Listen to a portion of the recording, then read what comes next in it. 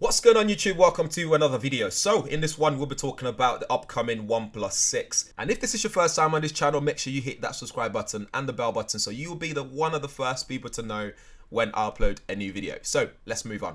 We are very close to the release of the community-driven OnePlus's next flagship device, the OnePlus 6. And whilst the OnePlus 5T, in my opinion, is still the best value for money in terms of smartphone quality, features, all the specs that it packs, it would be interesting to see what OnePlus have up its sleeve to continue to wow its fans and tech enthusiasts alike as well. So in the meantime, I've been following the story and I have all the rumors for you and tell you what to expect and everything I know so far.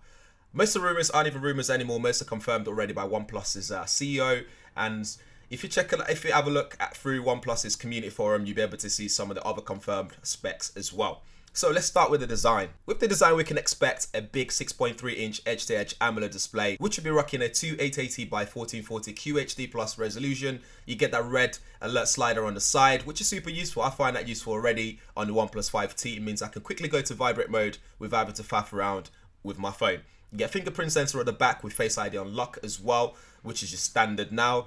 You confirmed already there will be a notch. However, listening to his community though, OnePlus will later add a notch blocker feature, just like the Huawei P20 Pro.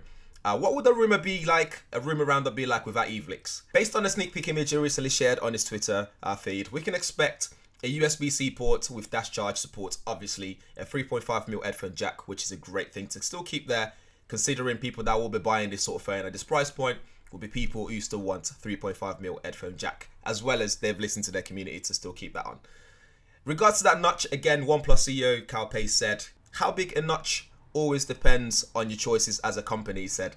What you are essentially doing is moving the entire notification bar up, giving users more content on their screen. He said, our notch, it will be there. It will be bigger than the Essential phone and smaller than the iPhone. So again, just finding the right balance between what's too much of a notch and what's enough to still be able to display all the essential information on the display. Moving on to processing and power, Peter Lau from OnePlus confirmed that the 6 will be packing Qualcomm's latest 845 processor, which is pretty much what we should expect at this stage. For storage, we can expect a whopping 256 gigabytes of storage, according to OnePlus's forums as well. You got 8 gig of RAM, and as for software, out of the box, we hope to get Android 8.1 Oreo right there, good to go. OnePlus also revealed that its upcoming flagship with sports gesture controls, likely to be similar to that of the controls recently introduced to the OnePlus 5T, which will allow you to swipe back home, for example, or switch between recent apps, something very Apple iPhone 10-esque sort of thing. So when can we expect it and how much is it possibly going to cost? Because that's one of the main USP for OnePlus so far. OnePlus says the 6 is set to be released in the second quarter of this year, which is very soon. And according to Weibo, there will be a 256 gigabytes variant of the OnePlus 6 with 8 gig of RAM, and that should retail for around $749. There's also a separate leak from Gizmo China, which is pointing to a cheaper 64 gigabyte model, which the price is starting around £374, so a cheaper version. It might be a really good way for OnePlus to balance the pricing situation. So even that £374, if that's true, that's still a lot in a smartphone. And even with the $749 version, you still be able to get really good value for your money. Anyway, guys, do let me know what you think.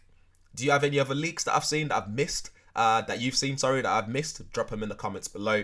Is there anything that you're excited to see, that you're excited about? Again, drop them in the comments below as well. In the meantime, I'm Tommy, you watching GadgetsBoy. Catch you guys in the next one.